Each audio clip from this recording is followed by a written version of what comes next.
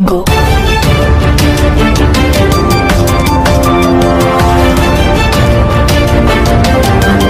बर्तमान बड़ खबर आउ 2 दिन प्रबल वर्षा नहीं सतर्क सूचना। आज 14 जिले में प्रबल बर्षिब 30 जाए प्रबल वर्षा पहुला पर कमिपारे वर्षा। तेज जाना क्यों सब जिला कौन रही डिटेल्स इनफर्मेशन ता पूर्व वीडियो को लाइक करूँ जदि पार्टी आपंकर सांग साथी मान वीडियोटी को शेयर करनी। जदि फ्रेंड्स आपण मैंने आमर चैनल नुआ वीडियो देखुं पूर्व केवे सब्सक्राइब करना तेज निहाती चैनल को सब्सक्राइब कर सहित पाखे आसुवा बेल आइकन को बजाय रखता। तेज बंगोपसागर घूर्णिबलय जो राज्य में वर्षा बढ़ी विशेषकर दक्षिण ओडिशा रे अधिक वर्षा होइछि गत 24 घंटा एबे वर्षा बढ़िबो उत्तर ओडिशा रे।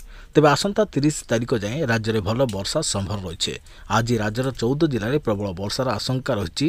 तेबे 15 जिले में घड़घड़ी सहित 30 ରୁ 50 किलोमीटर बेगर पवन भी बहीपे। एने सतर्कतामूलक पदक्षेप नेबाकू पाणीपाग विभाग चेताई देइछे। तेबे आगामी 2 सप्ताह पई जारी होइतबा पाणीपाग पूर्वानुमान अनुसार आगक 2टी घूर्णिबलय सृष्टि हेबा संभव रही। यह लघुचाप परिणत होबार कम संभव रही। तथापि राज्य में आगक भल वर्षा हो पारे। विशेषकर 30 तारिख जाए राज्य में प्रबल वर्षा संभव रही। तेज जुलाई 4 ରୁ 11 भितर भी वर्षा परिमाण भल बढ़ीपे। तेज आज उत्तर ओडिशार अधिकांश स्थान में घड़घड़ी सहित वर्षा हो पारे। दक्षिण ओडिशार अनेक जगह वर्षा हो पारे। बालेश्वर, केन्दुझर, मयूरभंज, पुरी, खोर्धा, कटक, जाजपुर, झारसुगुड़ा, संबलपुर, बरगढ़, सुंदरगढ़ जिलार स्थाने स्थाने प्रबल वर्षा 64.5 मिलीमीटर ରୁ 115 मिलीमीटर पर्यंत संभव रही। तेज जगतसिंहपुर, केन्द्रापड़ा, भद्रक जिलार गोटे 2टी स्थान में प्रबल अति प्रबल जहाँकि 115 मिलीमीटर ରୁ 200 मिलीमीटर पर्यंत वर्षा हो पारे।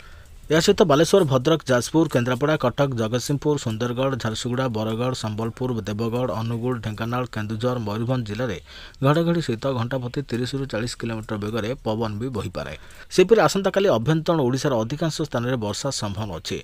उपकूल अनेक जगह भी वर्षा हो पारे। संबलपुर, देवगढ़, सोनपुर, बौद्धरे प्रबल अति प्रबल वर्षा होगा बेले सुंदरगढ़, झारसुगुड़ा और बरगढ़ में प्रबल अति प्रबल जहाँकि भीषण वर्षार संभावना आशंका करिछि पाणीपाग विभाग। सेपरि रविवार अभ्यंतरण ओडिशार अनेक स्थान और उपकूल में अल्प किछि जगह वर्षा हो पारे।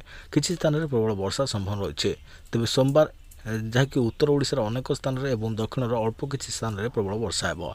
2 तारिख और 3 तारिख वर्षा संभव नथिले परिमाण कमी जाइपारे। सेपरि गत 24 घंटा भितर सकाळ 8:30 सुधा कोरापुट 152 मिलीमीटर, जी उदयगिरी 109 मिलीमीटर, पापड़ा हांडी में 103 मिलीमीटर, पारालाखेमुडी में 69 मिलीमीटर, जयपुर में 72, बोरीगुमा में 80, बालीगुड़ा में 56, सिमलीगुड़ा में 55, चित्रकुंडा के गुमा 68, डाबुगाँ में 70, नवरंगपुर में 82, कोसा गुमाडा में 57, कोरापुट में 65.4 मिलीमीटर वर्षा होता बेले बहु स्थान में स्वल्प मध्यम धरण वर्षा होइछे।